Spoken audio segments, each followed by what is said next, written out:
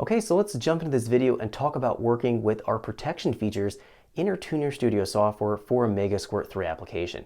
So when we want to set up some failsafes and some protection features, we find that the Megasquirt 3 has the ability to set up a failsafe protection for EGTs. If we have EGTs that are going to be wired in and fitted to our manifold, we're able to set a maximum and a warning level. So if it exceeds that, it'll cut off our engine. It also set a warning light that will go ahead and warn us that our EGTs are getting hot. We also find that we have a high power time setup.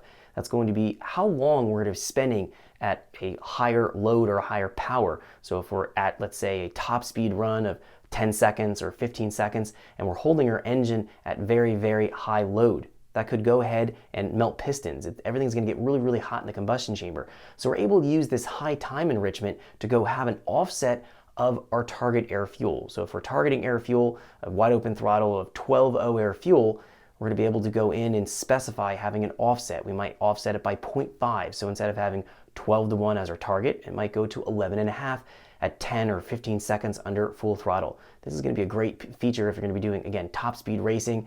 That's going to be potentially saving the engine and avoiding any kind of knock or pre-ignition. Now finally, we're going to find that we have the ability to set a warning light output for our oil pressure. And that's going to be based on a minimum and a maximum oil pressure against our engine RPM. I'm going to be showing you how to set up all these in this video.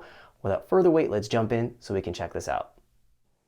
Okay, so let's get started. We're going to be taking a look at several safety protection features we have in our Tuner Studio software working with a Megasquirt 3 application. So the first thing we're going to take a look at here is going to be EGT protection. If we jump into Advanced Engine, we move down into EGT Thermocouple Settings.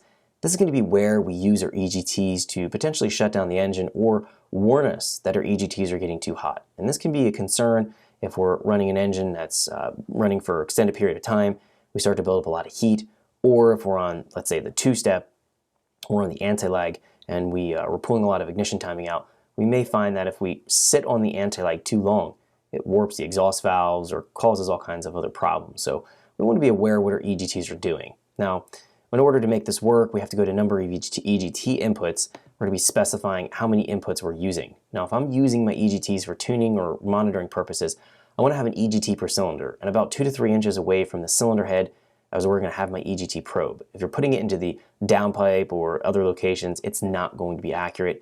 We want to put them, again, on the manifold runner right off the cylinder head, about 2 to 3 inches away at most, and we'll find that they're the most accurate. So if I'm tuning a 4-cylinder, I'll go here and select 4, or my inputs here are 4, and then we're going to find our data capture here. We have our channels that we can configure.